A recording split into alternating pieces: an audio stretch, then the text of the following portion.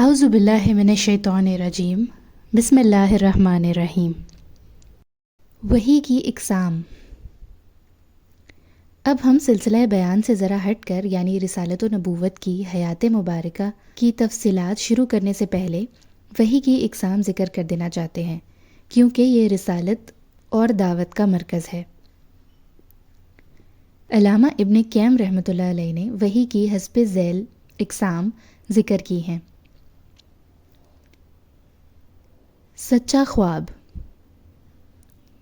اسی سے نبی صلی اللہ علیہ وسلم کے پاس وحی کی ابتدا ہوئی۔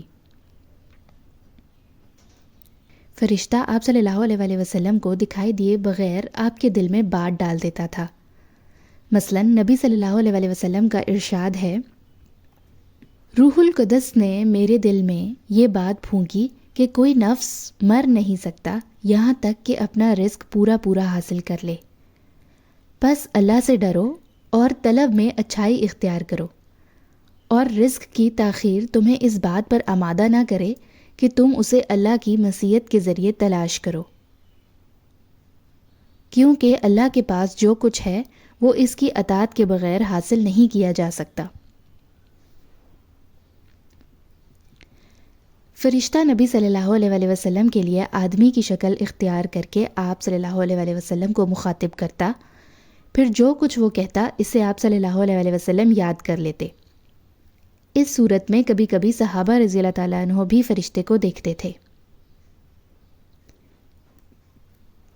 آپ صلی اللہ علیہ وسلم کے پاس وحی گھنٹی کے ٹن ٹنانے کی طرح آتی تھی۔ وحی کی یہ سب سے سخت صورت ہوتی تھی۔ اس صورت میں فرشتہ آپ صلی اللہ علیہ وسلم سے ملتا تھا اور وحی آتی تھی تو سخت جاڑے کے زمانے میں بھی آپ صلی اللہ علیہ وسلم کی پیشانی سے پسینے پھوٹ پڑتے تھے، اور آپ صلی اللہ علیہ وسلم اونٹنی پر سوار ہوتے تو وہ زمین پر بیٹھ جاتی تھی۔ ایک بار اس طرح وحی آئی کہ آپ صلی اللہ علیہ وسلم کی ران حضرت زید بن ثابت رضی اللہ تعالیٰ عنہ کی ران پر تھی، تو ان پر اس قدر گراں بار ہوئی کہ معلوم ہوتا تھا کہ ران کچل جائے گی۔